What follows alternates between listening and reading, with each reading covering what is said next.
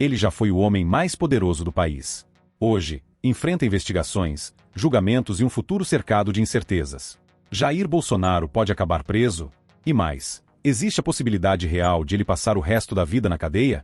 O que dizem a lei, a idade, a saúde e o ritmo da justiça brasileira? Por que esse debate voltou com tanta força agora?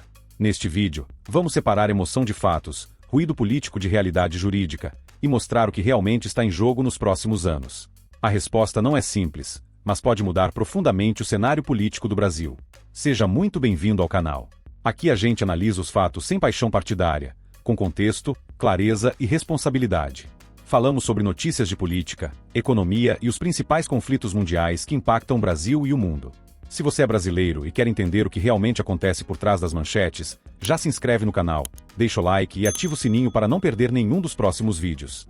Bolsonaro foi condenado, sendo que no dia 8 de janeiro de 2023, dia em que houve as manifestações, ele nem estava no Brasil.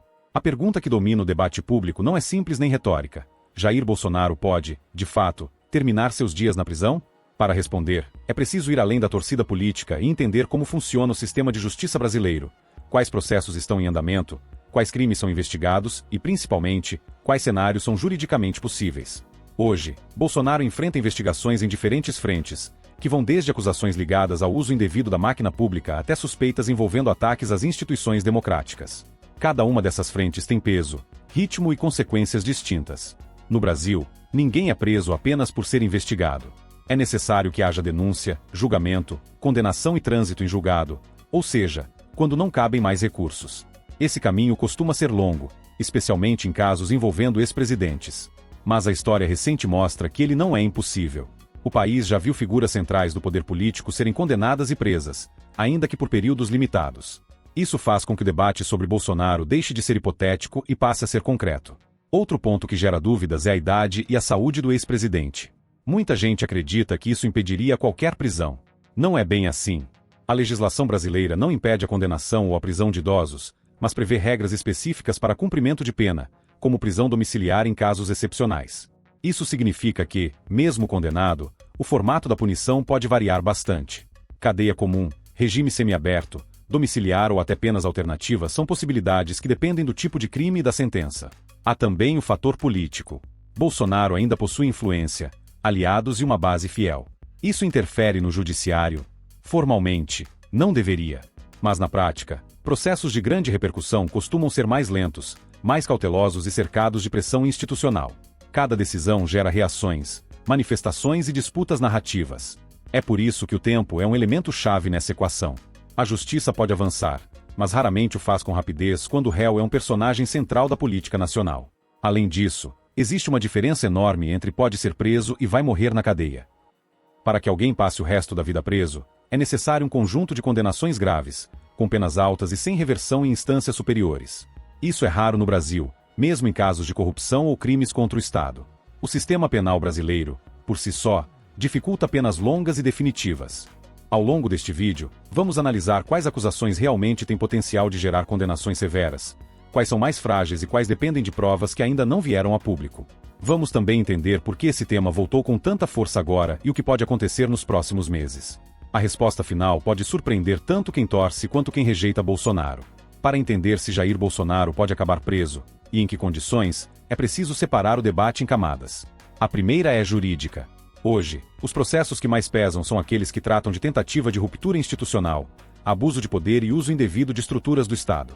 Esses casos, se comprovados, costumam gerar penas mais altas do que crimes eleitorais comuns. Ainda assim, nada é automático. Tudo depende de provas, tipificação correta e do entendimento dos tribunais superiores. A segunda camada é o tempo da justiça. Processos contra ex-presidentes raramente avançam em linha reta. Há recursos, embargos, revisões e disputas interpretativas. Isso não significa impunidade, mas sim um caminho longo. Em muitos casos, o réu envelhece durante o processo, o que muda completamente o cenário de cumprimento de pena. O relógio, nesse tipo de julgamento, é quase tão importante quanto as provas. O terceiro ponto é o regime de prisão. Mesmo em caso de condenação, a legislação brasileira prevê diferentes regimes: fechado, semiaberto ou aberto. Para réus primários, idosos ou com problemas de saúde comprovados, a chance de cumprimento da pena fora do regime fechado aumenta. Isso alimenta a percepção de que ninguém poderoso fica preso por muito tempo, mas a realidade é mais complexa. Prisão não é só cela. Restrição de direitos, perda de liberdade e isolamento político também contam. Há ainda o fator político e institucional. Bolsonaro não é um cidadão comum. Cada decisão judicial envolvendo seu nome gera reação imediata de apoiadores, oposição, Congresso e imprensa. Isso cria um ambiente de extrema cautela no judiciário. Não por medo, mas por consciência do impacto. Erros processuais, em casos assim, custam caro e podem anular anos de trabalho. Por isso, juízes tendem a avançar com passos firmes, porém lentos. Outro aspecto pouco discutido é a fragmentação dos processos. Quando acusações são divididas em várias ações, as penas não se somam automaticamente de forma simples. Algumas podem resultar em absolvição, outras em punições leves. Para alguém morrer na cadeia, seria necessário um conjunto consistente de condenações graves, mantidas ao longo de todas as instâncias. Estatisticamente, isso é raro no Brasil contemporâneo. Por fim, existe o impacto eleitoral e simbólico. Mesmo sem prisão definitiva, uma condenação pode inviabilizar politicamente uma liderança por anos. Inelegibilidade, desgaste público e isolamento institucional podem ser, na prática, tão fortes quanto a prisão física. É por isso que, para muitos analistas, a pergunta mais relevante não é apenas se Bolsonaro será preso, mas se ele conseguirá manter influência política real enquanto enfrenta a justiça. Tudo isso mostra que o cenário está aberto. Não há sentença escrita, mas também não há blindagem absoluta. O desfecho dependerá menos de discursos inflamados e mais de provas, prazos e decisões técnicas. E é justamente aí que o debate fica mais desconfortável, porque ele foge das certezas fáceis. Quando a pergunta Jair Bolsonaro vai morrer na cadeia, a resposta mais honesta exige frieza, método e respeito aos fatos. O sistema jurídico brasileiro não opera com sentenças antecipadas, nem com punições baseadas em clamor popular. Ele funciona a partir de provas, ritos e decisões colegiadas. Isso torna qualquer previsão definitiva arriscada. Ao mesmo tempo, ignora-se a realidade quando se trata o cenário como se nada pudesse acontecer.